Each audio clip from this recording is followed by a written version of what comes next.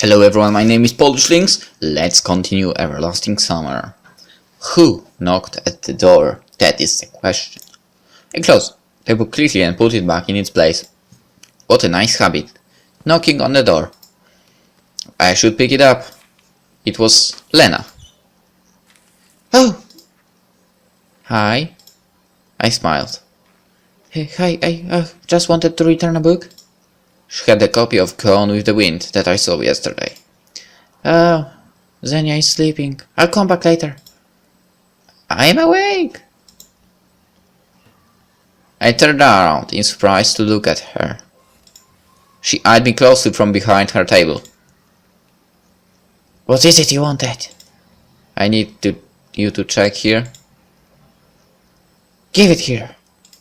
She quickly signed the paper and gave it back to me. She had this look on her face that made me want to keep quiet. Then I came up to her room to return her book. I thanked Zenia and went out. That was quick. So...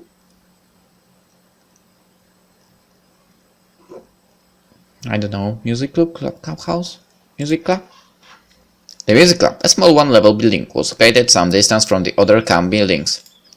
I opened the door and entered without hesitation. There were enough instruments for a whole orchestra here, drums, guitars, even a piano. I spent some time looking closely at every instrument, wanting to guess the time period they were from, but suddenly I heard a crawling sound coming from underneath the piano. Hello! A girl. Seems like she was looking for something. She was standing on all fours in such a suggestive pose that I hesitated to speak at first. Excuse me? Ah, who's there? She tried to stand up, but the bottom of the piano prevented her from doing so. Ouch! She struggled out. Sorry, I scared you. It's nothing. Oh, you got a checklist. You must be new here. Yeah. My name is Miku. Well, I have a thought what Miku you might be referring to. No, really, I'm serious. Nobody believes me, but it's my real name. My mother is Japanese. My dad met her when he was building. Well, it wasn't him who was building. He's an engineer. And he was working on a nuclear power plant there, or a dam, or a bridge, whatever. She was talking so fast she swallowed half the words she tried to pronounce. I'm Semyon. Great, want to be in our club? It's only me here now, but it will be 2 of us then. Do you play anything? When I became antisocial, I bought a guitar and learned a few chords, but then I forgot about it, since I quit everything that required more than a couple of hours to learn. You know, I wasn't planning to do anything like that, really. Oh, it's okay. I'll teach you. Maybe a trumpet, for example. How about a violin? I know it all, honestly. There was no point in arguing with the orchestra girl, since there was only another cascade of words waiting to blast at me. Hey, I'll think about it. Can you just sign for now? Yes, sure, give it to me. Be sure to come around. I sing too. I'll sing you some Japanese folk songs, or maybe if you're not into that, something more contemporary. Sure. Thanks. Gotta go now. Get the hell out of this with these windows. Of course, come anytime. From that look, you should stay there. The end of her sentence stayed inside. It might be nice to hang around with a guitar in the evening, but in such company... She's awesome. I turned to leave and came face to face with Alisa. She eyed me suspiciously. Why did you come? The checklist. Got it signed? Yeah. Then move it! Alisa went inside and I hurried to leave the place.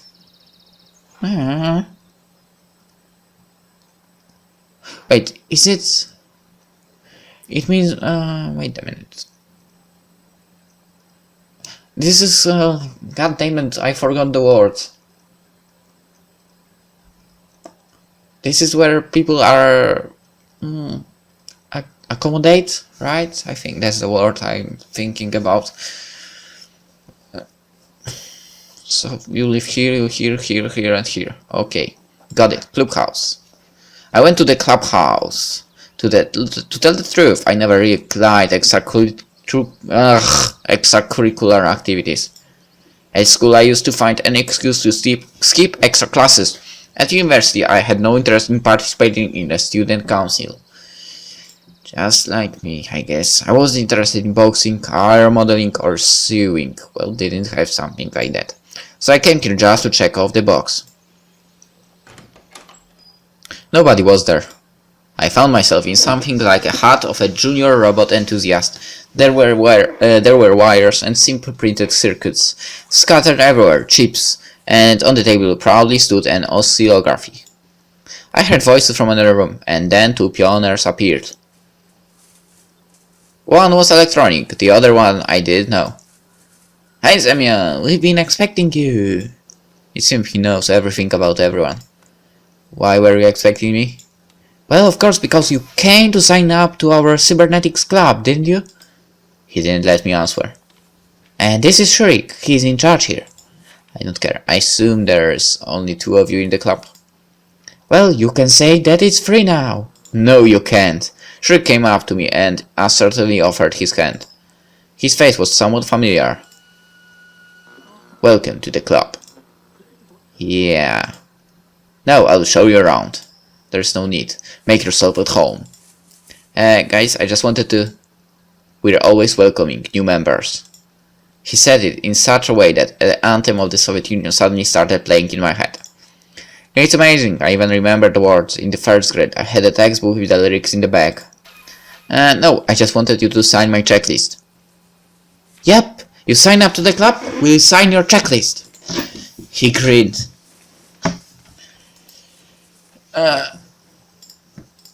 I was getting ready for a long and boring argument, but then I heard someone enter.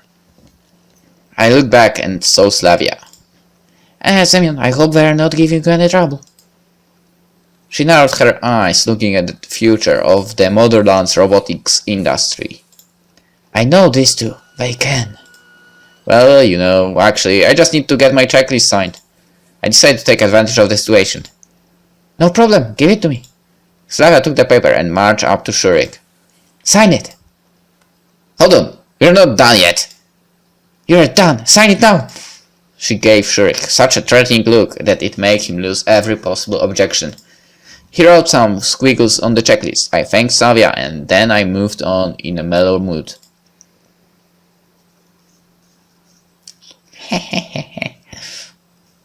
Slavia for the rescue. Finally, I got all the signatures. Now I had to go back to Olga Dmitrievna and give it to her. She was sitting in front of their cabin reading a book. Doesn't look like a good role model for the perfect pioneer that she was planning to turn me into. I wonder if her responsibilities extended beyond giving fiery speeches at the lineup, scolding Uliana, and getting involved into my moral, physical and ideological growth. Here, I offered her my checklist. She placed it in her pocket without even looking at the signatures. Great, I could have signed it myself without going anywhere. Perfect, so did you meet our nurse? Yeah. She's hot. For some reason her question sent shivers down my spine. Why? Which club have you signed up for? I didn't, I need to think first. That's a pity. It's vital for you to sign in somewhere tomorrow. Of course, sure. Right, it's time to go to dinner. About time, I was getting hungry.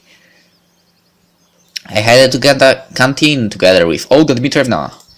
I looked at the sky and noticed that sun was already setting. On the porch stood Alisa, Electronic, Uliana and Slavia. As we came up, I heard what they were talking about. And never call me Dvecha again, or you'll get another one. I didn't call you that. You're hearing things. He did. I heard it all. You weren't ever there. I was in the bushes.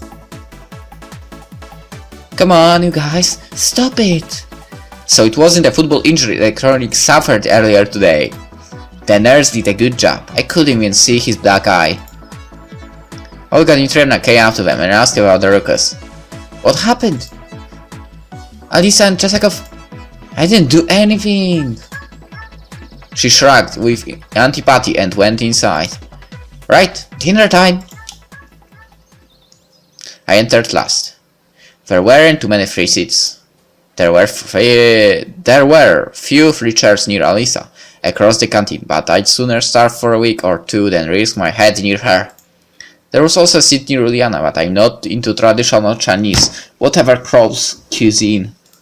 Finally, a free chair near Miku. Looks like I'll have to pick my poison. You mind if I sit here? Oh, yeah, sure. I mean, no, I don't mind. I mean, yes, you can sit here. I sat down. Look, it's banquet today. Do you like banquet and chicken? I don't like chicken. Well, not that, I don't like it. But if you ask me, what would I prefer say? Stroganoff, beef, or ragout? No, maybe just a hamburger or a rumstick. Do you like rumstick? I'm not that picky about my food. And that's the simple truth. Oh, is that so? But the desserts, you know, they aren't really good here. I like ice cream. Do you like ice cream? I just love 48 kopecks. And Leningrad. Oh, sorry, I keep talking about myself. Ice cream brands popular in late Soviet Union. Got it. Maybe you like some Eskimo better. Dinner was starting to get on my nerves, thanks to such company. I wouldn't mind. And I'm not the kind of person that can just ignore someone who's talking to them. Even her. We're at the same table after all. You know, I once bought a waffle cone and started eating, and then you know what? I found a screw there! A real screw! Can you imagine that? Or was it a bolt? I don't really know. Screws are those that you tighten with screwdrivers, and bolts are those that you turn with a wrench, yes? If there was a speed eating contest going on, I would probably be in the top 3 winners by now. Right, I'll be going. Enjoy your meal. I got up and headed outside. Miku was saying something, but her words were drowned by the crowd of loudly dining pioneers. You idiot! I went down and sat on the stairs, waiting for my dinner to settle down a bit. I just sat there and watched night falling. Everything is so lively here during the days. Kids laughing and yelling happily, fooling and running around, constant chatter, games going on, and swimming at the bench. He's a freaking idiot! But after dark, the calm changes entirely. The sounds of day were swapped for silence, only now and then broke by crickets chirping or a night bird. And I hear a freaking fly. The camp was going to sleep. In every shadow you could see things, maybe a ghost, or a spirit of the forest, or a wild animal. A human being would be the last thing to expect. That is how it looked last night. And now? The locals followed their routine very strictly. In the day, the camp was theirs. In the night, it belonged more to the forces of nature than to humans. Someone touched my shoulder. I looked back. It was electronic. Let's go play cards. Cards? Yeah, I invented a new game, a good one. Good? Like how? Well, first we got to find the cards, then I'll tell you. Then go find them, what's the problem? Only Olga Dmitrievna has them, and she won't give them to me. Why so? Well, the last time when Olga Dmitrievna and Slava came out on the porch. Olga Dmitrievna, Semyon just wanted to ask you about the possibility of getting playing cards. Actually... For what purpose? We invented a new game. Not we, you did. What game? I need the cards to show you. I don't like this. Well, if Semyon is with you, then perhaps it's okay.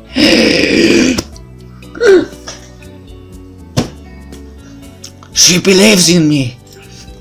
To be really honest, we'll go fetch them together, Olga Dmitrievna. Go get the cards with Slavia. Go alone. Go alone. Or go with Slavia. Go with Slavia. If you don't mind. Sure, let's go. We headed towards my cabin. Roughly halfway there, Slava stopped. Hey, I just remember. The cards are in my cabin. Good timing. And where's that? It's just down this road. Let's go. We reached a cabin that, in fact, looked more like a trailer. Just wait here a minute, I will be back. It took her just a few seconds to come back. Where? She showed me a deck of pretty worn out cards. These must be marked in and out. That's unsportsmanlike. What happened to fair play? Tell me about it. It's hard to cheat when you don't know the rules. Shall we go? Let's go. Now that I think about it, you still have that key that she left in the door. On our way back, I said to try and find out about something. How long have you been here? In this camp? About a week. I see. And where did you come from? I'm from the north. That is? The cold north. She looked at me and smiled. Looks like nobody in this camp is inclined to answer even the most innocent of questions. I tried to approach from another angle. And what do you like? What do you mean? Well, your hobbies. Oh, I like nature. Strange. She's not very talkative today for some reason. Nature? I see. I want to become a natural historian? More like a normal historian. I was always interested in our nation's history. That would suit her well indeed. It appeared that among all the locals she was the only one who had nothing to hide. What if she came here just like me and simply could not trust anyone enough to tell? I tried testing the waters. And why did you choose this camp? I didn't. My parents got a voucher for me from their work. Another failure. Well, if you could choose. It's nice here. I don't think I would choose some other place if I could. Here it's like you are becoming another person. That wasn't how I saw it. What do you mean, another person? It's just that there's so many possibilities. You can learn so much, meet so many new interesting people here. Now she started to sound like our chief, which raised a red flag for me. I decided to stop with the questions for now. And let's not continue. Let's end the episode here and we'll continue with the story in the next one. See you then. Bye.